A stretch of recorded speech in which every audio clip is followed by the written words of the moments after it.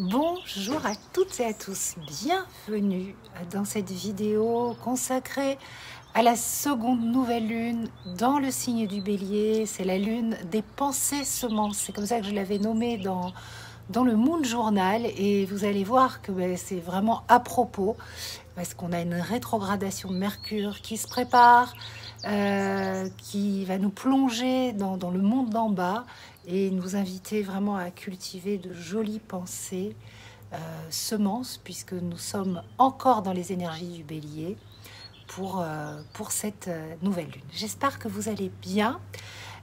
J'ai plein de jolies choses à partager avec vous. On va d'abord regarder un petit peu la carte du ciel, les énergies qui nous accompagnent pour cette nouvelle lune importante, accompagnée d'une éclipse. Donc elle se forme pour la seconde fois ce mois-ci dans le signe du Bélier. Pas ce mois-ci peut-être, non, je dis peut-être une bêtise. En tout cas, la seconde fois en Bélier, à 4h11 temps universel. Elle est donc assortie d'une éclipse solaire partielle et c'est une lunaison qui ouvre un temps d'évolution, d'accélération majeure, avec des prises de conscience et des portes qui s'ouvrent pour un réalignement sur notre axe.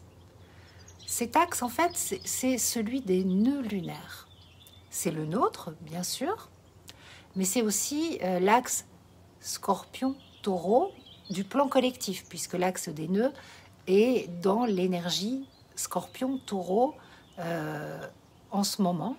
Et pour cette saison des éclipses, c'est la dernière fois. La prochaine fois, on basculera dans des énergies Bélier-Balance. Les nœuds lunaires, ce sont des points symboliques. Ce sont des points d'intersection entre l'orbite lunaire et l'écliptique de la Terre.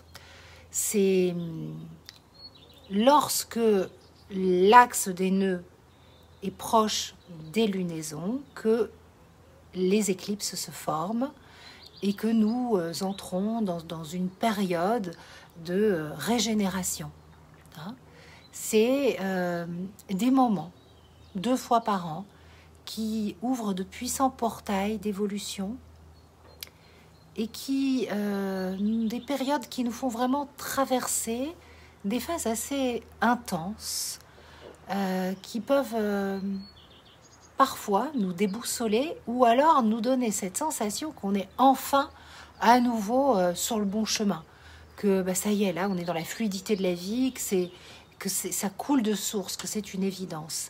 Pourquoi ? Parce qu'en fait il y a une transformation profonde et durable qui essaye de se mettre en place. C'est Madame la Vie qui dit le chemin, c'est par là où c'est notre âme qui vient nous dire coucou. Alors, te rappelles-tu de pourquoi on est là?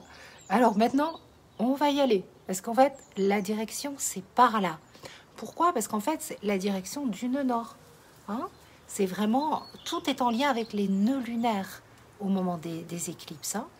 Donc les périodes d'éclipse sont des périodes qui accélèrent ce processus cyclique de maturation et d'élévation du moi.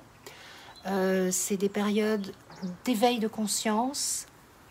Et ce qui est très intéressant, c'est de regarder les planètes qui sont prisonnières des nœuds pour cette lunaison et pour cette saison des éclipses. Donc en fait, les planètes qui échappent à notre conscience élaborée et les planètes qui sont libres. Donc si vous regardez la carte du ciel, bon là j'ai dressé, je ne sais pas si vous voyez bien, mais j'ai montré où se trouvait l'axe des nœuds, et on voit en fait que les luminaires pour le temps de cette lunaison, donc la Lune et le Soleil, ensuite Pluton, Saturne, Neptune, Chiron, Jupiter, eux, ils sont prisonniers de l'axe des nœuds. Mais ce sont des énergies collectives, transpersonnelles. Donc, quelque part, en fait, c'est comme s'il y avait au niveau mondial, au niveau des plans divins, enfin, sur le plan de l'énergie collective, qui est bien sûr un reflet de notre énergie individuelle, puisque les planètes sont des fonctions psychologiques, au niveau des fonctions psychologiques collectives, Saturne, Pluton, la transformation, enfin, ça se passe au niveau socio-culturel. là, il y a quelque chose qui nous échappe, mais qui fait partie d'un espèce de grand plan, hein, et d'une grande transformation. Puisque c'est comme si elles étaient enfermées dans un Kalasarpa Yoga, donc une mue, hein, une transmutation. Alors que les planètes personnelles, bientôt la Lune et le Soleil, puisqu'elles vont basculer dans l'énergie du Taureau et ensuite suite, mais Mercure, Vénus, Mars, on a aussi Pallas, Cérès, Junon, Uranus, ce ne sont pas des planètes personnelles. Eh bien ça, c'est des planètes, des énergies, des fonctions psychologiques qui sont accessibles à notre conscience. Ça veut dire qu'on va pouvoir faire quelque chose de ce monde émotionnel. Hein, Vénus, Mars, c'est vraiment notre monde émotionnel. Mercure, c'est notre plan mental. Et puis, il y a Uranus, l'éveilleur, qui est là, et puis toutes ces figures féminines, source d'intelligence. Et puis, on a Vesta. Vesta qui est conjointe à l'axe des nœuds. Vesta, gardienne de la lumière, gardienne du sacré, qui nous invite à rester les gardiens, les gardiennes de notre lumière, du sacré sur la terre. Et particulièrement pour cette lunaison et pour cette saison des éclipses. C'est l'invitation finalement de cette saison des éclipses. C'est une invitation vestalienne. Alors, il y a donc à la fois cette intériorité, ce feu sacré à cultiver, et en même temps on est à nouveau propulsé dans les énergies du bélier.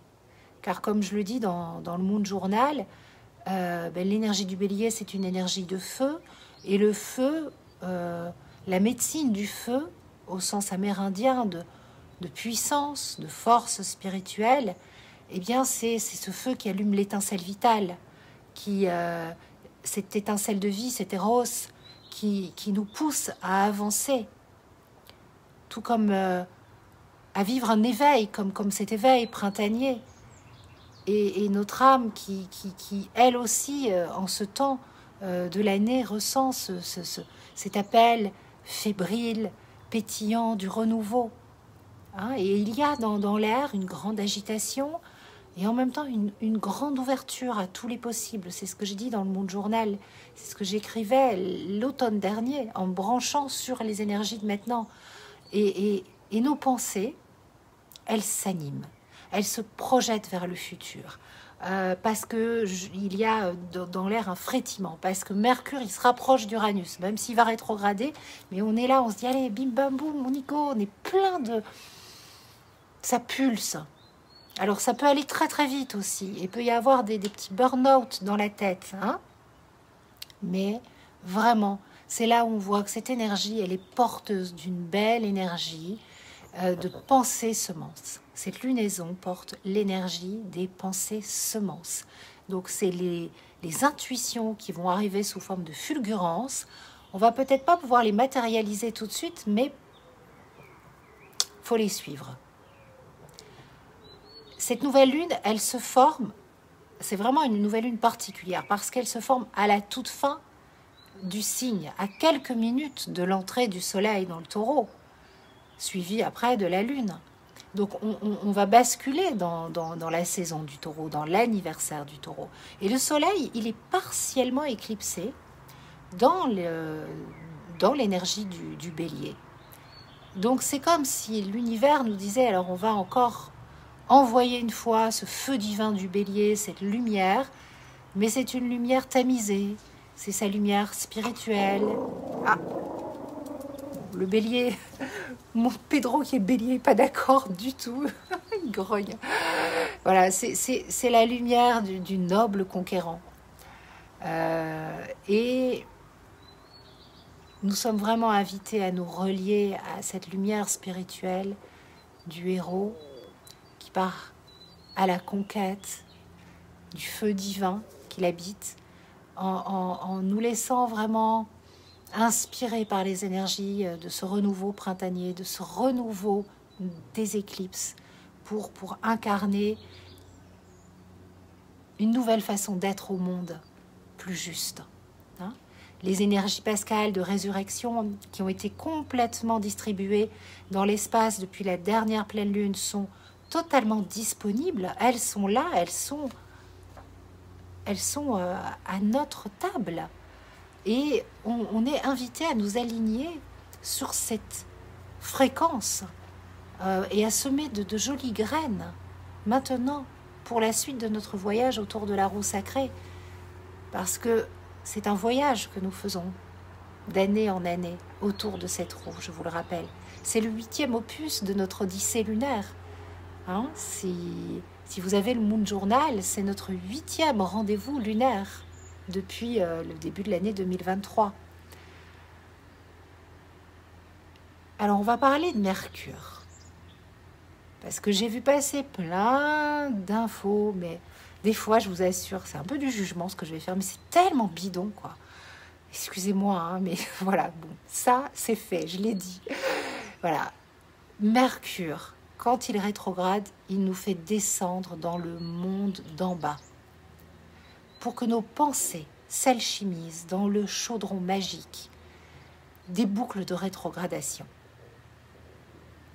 Et une boucle de rétrogradation de Mercure, elle exige, invite, propose, nous dit c'est le moment de faire le tri dans ta tête, dans ta vie, et aussi de faire une pause, là où tu cours dans tous les sens. Parce que Mercure, c'est le dieu des mouvements, de la circulation. Et je trouve que celle qui en parle vraiment le mieux et qui nous invite à bien démystifier ce Mercure rétrograde avec sa profondeur vestalienne, justement, c'est mon amie Caroline Moy, qui nous explique vraiment qu'une des clés pour comprendre Mercure rétrograde, c'est que lorsqu'il entame sa boucle de rétrogradation, il est occupé dans le monde d'en bas, dans le monde du dessous. Mercure, c'est Hermès.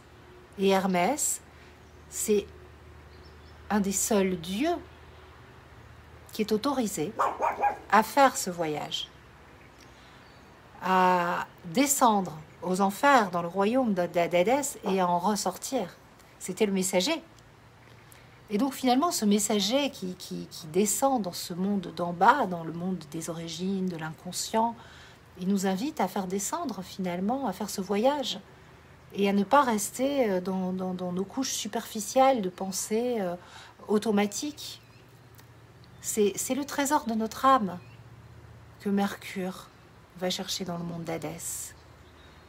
Et encore plus pour cette lunaison, parce que Hadès, Pluton, est sacrément au rendez-vous de cette lunaison, puisqu'il est au carré de l'axe des nœuds et au carré des luminaires.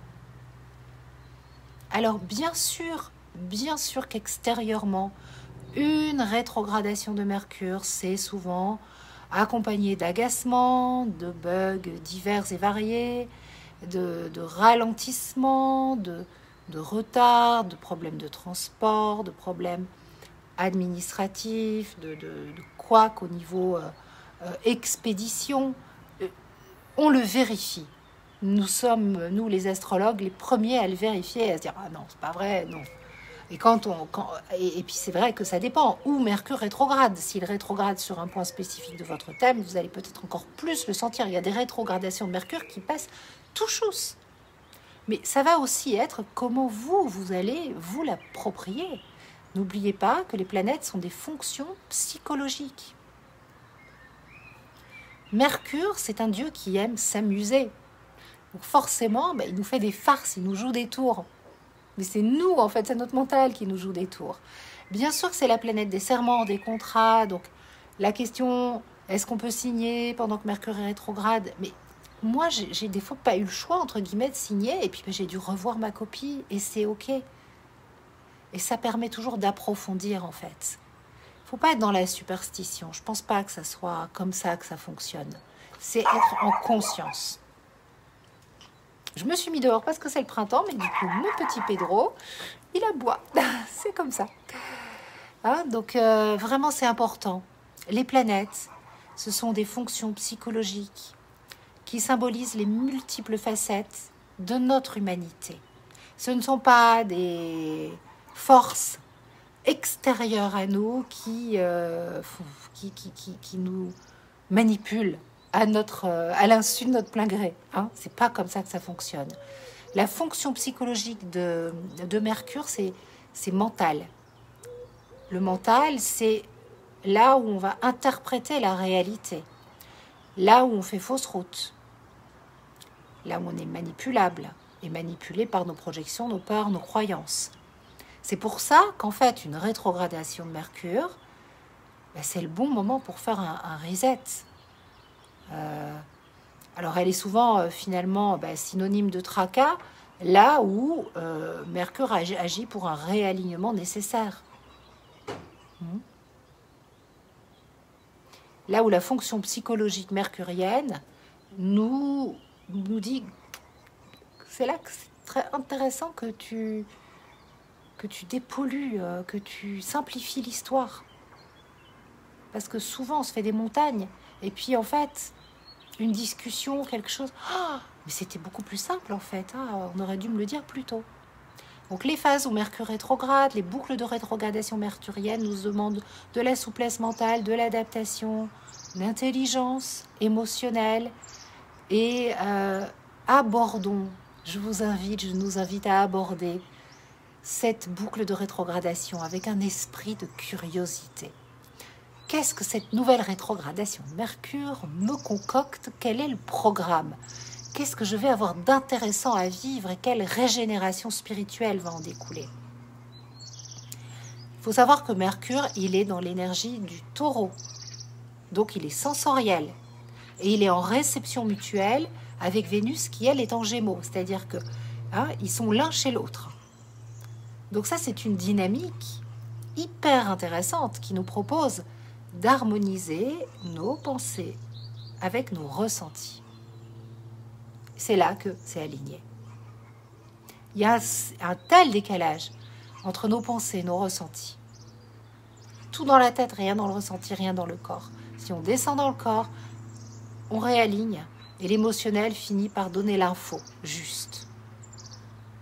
Le cœur donne l'info juste. L'émotionnel apaisé.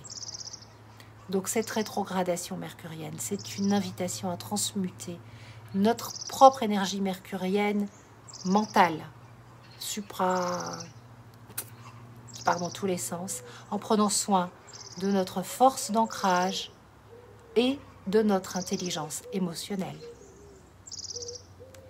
Je le répète, c'est une invitation. La boucle de Mercure rétrograde est une invitation à transmuter notre propre énergie mercurienne en prenant soin de notre force d'ancrage et de notre intelligence émotionnelle. Et c'est tout à fait à notre portée puisque Mercure et Vénus ne sont pas prisonniers de l'axe des nœuds. Donc ils sont accessibles à notre conscience élaborée. Après, ça demande de la pratique. C'est comme pour tout, c'est faites vos gammes, faites votre yoga, faites vos respirations, pratiquez l'art du bien-être, de l'alignement cœur, corps, âme.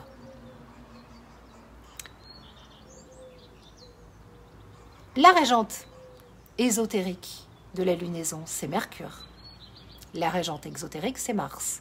Mars, l'action, au service d'un projet de cœur, d'un projet d'âme.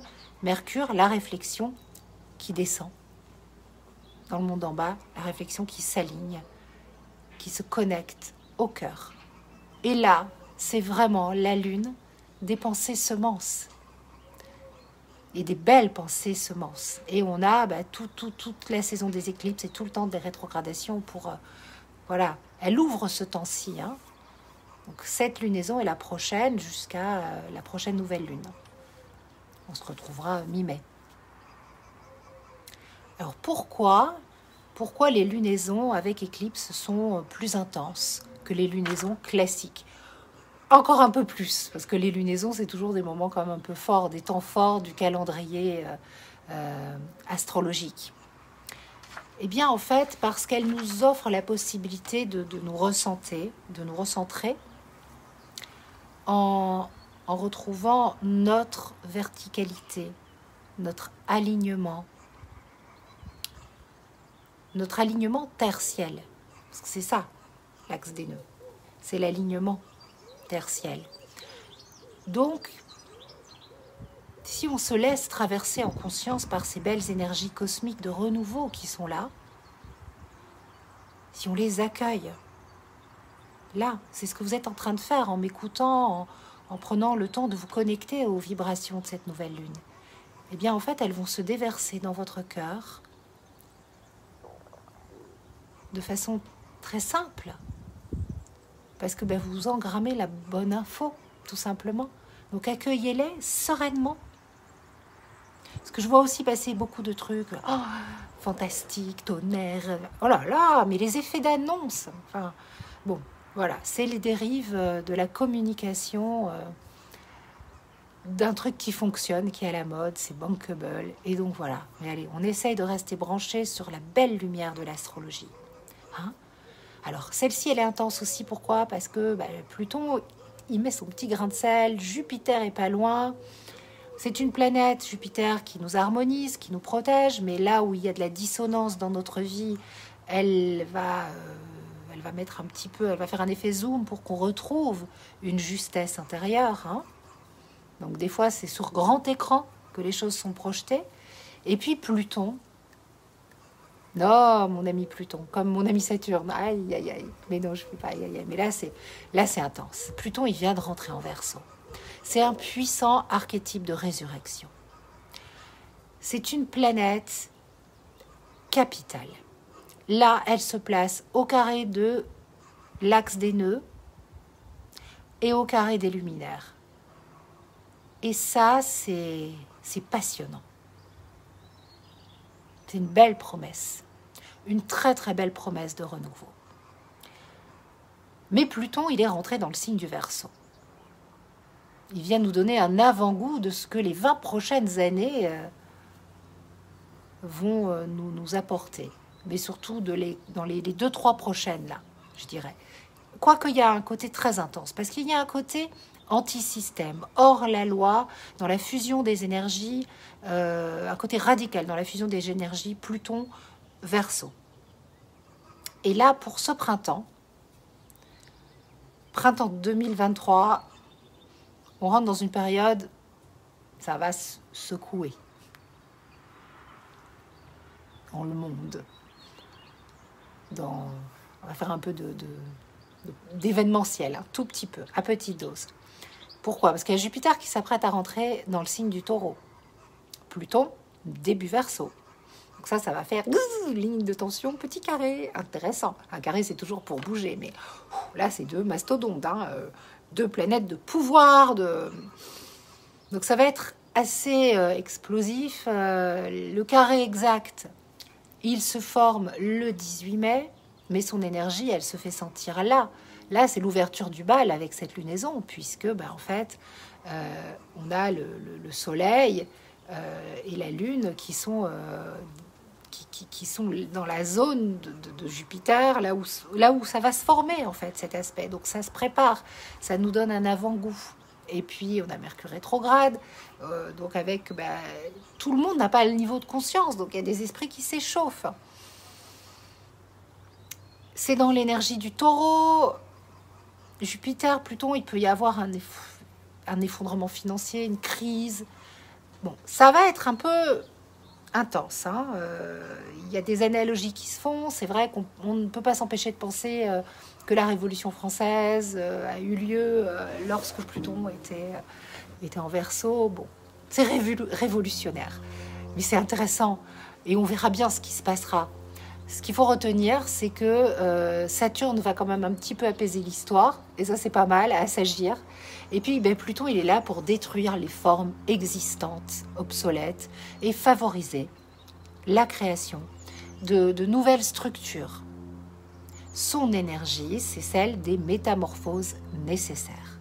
Comme le dit si bien Jeff Green dans son magnifique ouvrage sur Pluton, les métamorphoses nécessaires. C'est une énergie de transmutation. Cette dynamique, c'est celle de la décomposition, lente et inévitable. Alors, il y a une décomposition lente et inévitable, et en même temps, là, il y a des trucs qui vont aller un peu plus vite, parce qu'on est dans des énergies rapides en ce moment. Et puis, il y a la fulgurance uranienne par le Verseau qui va amener une certaine forme de rapidité. Ce que je retiens, moi, pour il y a plein de choses à dire sur Pluton Verseau, mais les servitudes d'hier, les servitudes d'hier vont nous faire place à un cadre neuf, à des conceptions totalement nouvelles, inédites. C'est révolutionnaire dans le sens le plus noble du terme, le plus beau, le plus inspirant. On se dit, qu'est-ce que ça va donner? Parce que ça va être intéressant quand même. Mais c'est vrai que pour élaborer un nouveau paradigme, beaucoup plus ouvert, nous allons devoir accepter qu'il n'y a rien de plus vulnérable qu'une croyance et qu'il n'existe pas de vérité en soi. Et on en est, même les plus éveillés d'entre nous, on est encore bloqués dans nos verticalités, dans nos vérités et nos croyances qui nous empêchent d'être dans nos fausses verticalités en fait. Voilà. Le Verseau, c'est un signe qui est porteur de tous les idéaux de la nouvelle ère. Et ça fait longtemps. The Age of Aquarius, vous vous rappelez et tout. C'est maintenant. C'est maintenant que ça y est. Pluton, il dit, allez, on y va. C'est le moment. On est prêt. Et c'est une énergie qui va favoriser des découvertes fondamentales, révolutionnaires, enrichissantes, dépolluantes. C'est une énergie qui décloisonne, ce qui est trop bien rangé. Le Verseau, il fout le bordel. Hein. Après le Capricorne, le Verseau, excusez-moi, mais il fout le bordel. C'est ça. Hein. Il fait rien comme les autres. Hein. Il dit, vous allez par là, ciao. On se retrouve, moi je vais par là. Pas du tout envie de suivre votre chemin tout tracé, ça ne m'intéresse pas. Ouais, allez, cause toujours. C'est ça le Verseau. Il est non conventionnel. Donc tous les cadres enfermants qui se veulent rassurants, mais qui emprisonnent le cœur et l'âme, eh ben non. Pluton vient mettre son petit grain de sel et il va faire tout effondrer pour dire, bon allez, on se libère là. Qu'est-ce que t'attends? Aucun intérêt de continuer comme ça.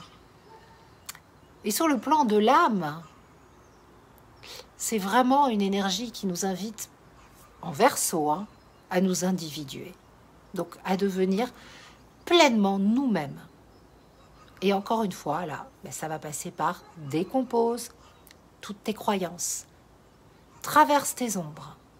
Conscientise l'image, la fausse identité que tu donnes aux autres. Pourquoi est-ce que tu suis le troupeau? C'est ça le Verseau. Le Verseau, il dit, mais sois toi-même, qu'est-ce qu'on en a à faire? Et puis réconcilie le frère et la sœur en toi. On est tous frères et sœurs de toute façon. Alors, t'as pas encore compris. Il est au-delà de la dualité, au-delà des complexes.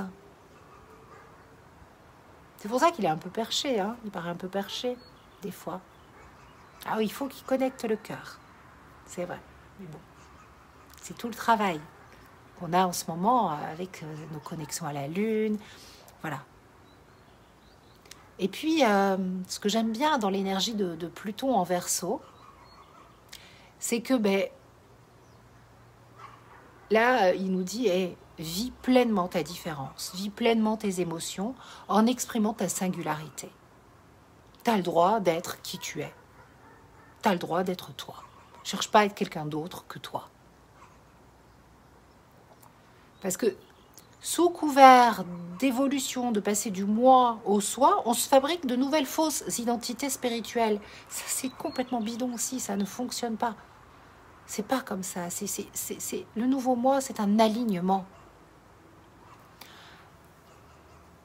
On va pouvoir, avec l'énergie de Pluton en Verseau, s'appuyer sur les découvertes en psychologie, en quantique, la méditation pleine conscience. Il va y avoir plein de choses qui vont être mises à notre disposition et qu'on ne soupçonne pas encore.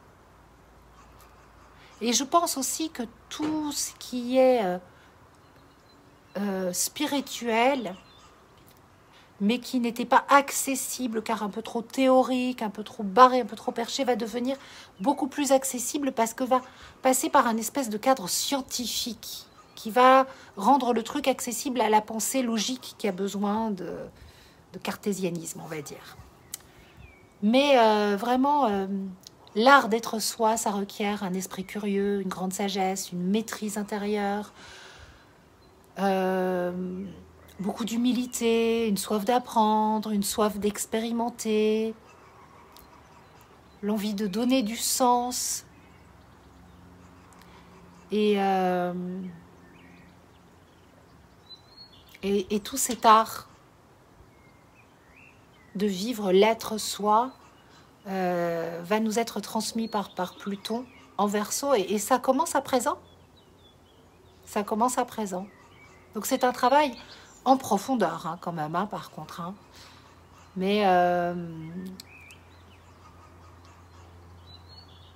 faites en sorte que vos évolutions soient accessibles, soient...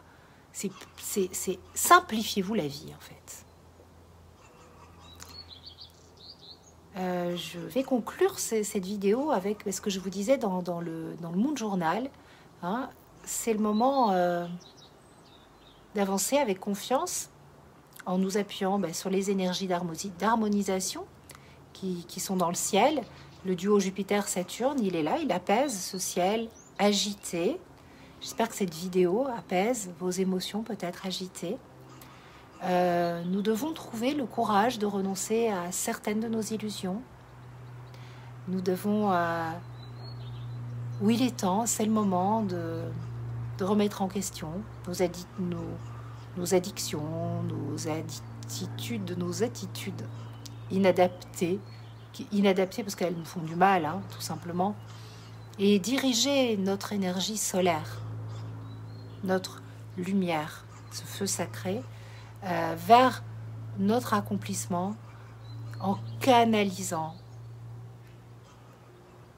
notre Mars intérieur, donc notre agir dans le monde, nos pensées, nos désirs, donc mes Vénus, Mercure, vers un but qui va nous permettre de contribuer pour mettre en place des beaux projets. Je pense que c'est vraiment l'invitation de cette lune des pensées semences. Donc pensez à tout ce qui pourrait être joli, qui peut contribuer, qui va vous faire du bien. Hein. Si vous faites du bien, vous contribuez. Hein. Si vous êtes bien, vous contribuez à un monde en meilleure santé, hein, globalement. Et si des idées affluent sous la forme de fulgurance, notez-les et voyez si elles répondent à des aspirations profondes. Et ensuite, mettons-nous au diapason de ce printemps inspirant. C'est le moment d'être un canal du feu printanier, hein, et de toutes ces semences qui frétillent dans l'air du temps. C'est le moment de se faire du bien, de prendre soin de soi, de prendre soin du corps, de marcher dans la nature. Hein. Ça, c'est le taureau qui va nous l'apporter, puisqu'on va rentrer dans le taureau, dans la saison du taureau. D'écouter le chant des oiseaux, de faire le silence à l'intérieur, de pratiquer l'art du silence, particulièrement pour cette lunaison, puisque Vesta est proche de l'axe des nœuds, est proche des luminaires. Vesta, c'est la gardienne du sacré, c'est la gardienne de la lumière, et c'est la silencieuse. L'intériorisation, la réflexion, la pondération, c'est pour agir au mieux. Les réponses se trouvent dans le silence de Vesta. Vesta, elle a grandi dans l'énergie de Saturne, comme si elle était connectée à l'énergie de l'ermite, qui avance guidée de sa lanterne pour aller vers quelque chose qui le connecte à cette lumière. Voilà. Partage, vraiment, j'étais inspirée là, j'avais plein de choses à vous dire. Je voulais vous parler de Pluton aussi. Et je vais prendre un moment maintenant, si vous le souhaitez. Restez avec moi, je voudrais vous parler de mon nouveau bébé étoilé. C'est la voie initiatique des nœuds lunaires. Je suis en plein dedans. Je suis en train de tourner les vidéos. Ça sera prêt pour le 29 avril. C'est la date à laquelle je le mets en ligne et je vous envoie le lien pour que vous puissiez vous connecter à cette masterclass étoilée. C'est le moment, c'est le moment de descendre dans le monde en bas pour alchimiser notre mental dans le chaudron magique des énergies de la saison des éclipses, de Mercure. Et je vous propose de partir à la rencontre de vos nœuds lunaires à vous. C'est une façon d'aborder le thème qui est différente, parce qu'on est dans ce que certains appellent l'astrologie karmique. Moi, je parle plus d'astrologie d'évolution. Je ne me définis d'aucune école d'astrologie dans ce partage, dans cette transmission qui est une transmission de cœur à cœur, d'âme à âme. Je vous parle de votre axe de nœud lunaire et puis je vous explique comment le découvrir. C'est assez simple, c'est très accessible, hein. C'est accessible à tous, hein. Je vous montre dans la vidéo, mais là je vous le montre si vous voulez. En fait, les nœuds, c'est la petite anse qui est comme ça, vous voyez, voilà. Donc vous allez sur Astrothème. Le site est super bien fait. Vous regardez où se trouve le nœud. Il y a la légende en même temps que vous faites circuler la souris. Et vous trouvez finalement cet axe. Il y a 12 axes. Bélier, balance, balance, bélier. Nœud sud en bélier, nœud nord en balance, ou le contraire. Et ainsi de suite. Donc il y a 12 vidéos pour vous parler de chaque axe. C'est intéressant de regarder aussi pour vos proches. Il n'y a pas que vous regardez, pour vos enfants. Parce qu'en fait, qu'est-ce que c'est les axes? Quand on est comme ça dans des moments de la vie où le destin, elle dit... vous savez, dans la période des éclipses, on perd un peu notre libre arbitre. C'est la main du destin qui nous emmène. Qui dit, c'est par là. On a toujours le choix de comment on va réagir à ce qui nous arrive, mais le destin, il nous dit, c'est par là, il faut y aller. Alors, c'est où? C'est quoi ma direction? Et c'est là que c'est intéressant de regarder... Ah oui, moi, mon nœud nord, il est en Capricorne. Ok, donc, c'est les énergies du Capricorne qu'il faut que j'intègre. Ok. Et mon nœud sud, il est en Cancer. Donc, mes forces, mes talents, mes ressources.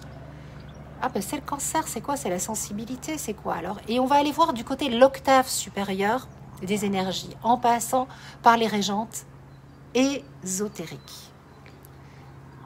Voilà. Là, je ne me définis d'aucune école. Hein, c'est pas astrologie ceci, astrologie cela. C'est une transmission de cœur à cœur, d'âme à âme. C'est comme ça que ça vibre. Parce que pour moi, bien sûr, les régentes karmiques, exotériques, classiques sont hyper intéressantes à étudier parce que ça nous donne des clés. Et je vous en parle dans la transmission. Il y a un PDF qui vous accompagne. Il y a vraiment... C'est un petit mode d'emploi pour que vous vous l'appropriez, hein, parce qu'il n'y a pas de méthode à proprement parler. Mais la régente ésotérique, elle détient la clé qui nous permet d'activer les énergies du Capricorne au niveau transpersonnel, au niveau de l'âme. L'astrologie ésotérique, telle qu'elle est transmise par le tibétain Alice Bailey, c'est ultra complexe.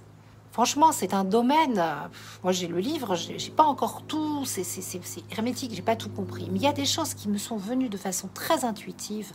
Et c'est ça que je vous transmets dans ce partage. Donc, l'astro-coaching complet, la masterclass étoilée, j'ai bien aimé ce nouveau nom, ça m'est venu là, je dis, allez. Il y a 160 heures de vidéos, 12 vidéos différentes, 12 PDF, plus après une vidéo complète de présentation sur c'est quoi le nœud, comment ça fonctionne, voilà, et un PDF de présentation. Et un petit bonus rigolo qui est intéressant, c'est aussi les lieux physiques. Parce que vous voyez, par exemple, moi, mon nœud sud, il est en Cancer. Et dans les lieux qui appartiennent à cette dynamique Cancer, à nos mémoires Cancer, hein, puisque le nœud sud, c'est nos mémoires aussi, eh bien, il y a le Mexique.